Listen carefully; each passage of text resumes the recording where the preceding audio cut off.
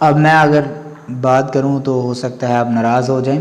لیکن اکثریت مسلمانوں کی اب مومن نہیں رہی، اس لیے اکثریت مسلمان اگر مومن ہوتے تو مسلمان دنیا میں ذلیل و خوار نہیں ہو سکتا تھا۔ فَلَا تَحِنُوا وَلَا تَحْزَنُوا وَأَنْتُمُ الْأَعْلَوْنَ إِن كُنتُم مُؤْمِنِينَ، اے مسلمانوں گھبراؤ نہیں، افسوس نہ کرو، ہمارا وعدہ ہے کہ اگر تم مومن ہوگے تو تم ہی سب سے بلند ہوگے۔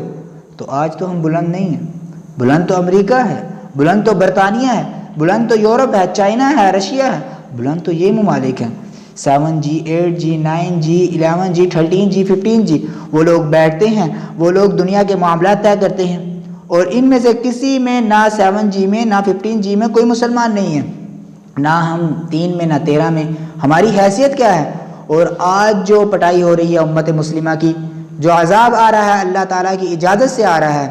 اللہ کی اجازت کے بغیر تو پتہ نہیں ہلتا کیوں آ رہا ہے ہم پر عذاب۔ ہم مجرم ہیں،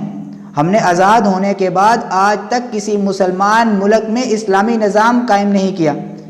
دین کو قائم نہیں کیا۔ جو آزاد ہوئے اس نے قبلہ بنا لیا مارشینڈن کو یا ماسکو کو، تو ہم اللہ کے مجرم ہیں۔ یہ سزا اللہ کی طرف سے ہمیں ملی ہے، اور یہ تو سزا جاری رہے گی جب تک کہ اسلام کو ایک نظام کی حیثیت سے قائم کر کے ہم دنیا کے سامنے نمونہ نہ پیش کر دیں اور ہم دنیا کو دعوت نہ دے سکیں، تب ہم شہداء علی الناس لوگوں پر حجت قائم کر سکیں گے،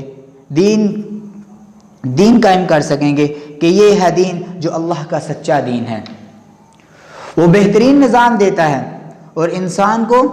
یہی دین ہے اللہ رب العزت کا جو انسان کو بہترین سے بہترین نظام دیتا ہے۔ اس میں سب کے حقوق کا لحاظ ہوتا ہے، اس میں توازن ہوتا ہے، اعتدال ہوتا ہے، اس میں پوری کفالت عامہ کا نظام بھی ہے۔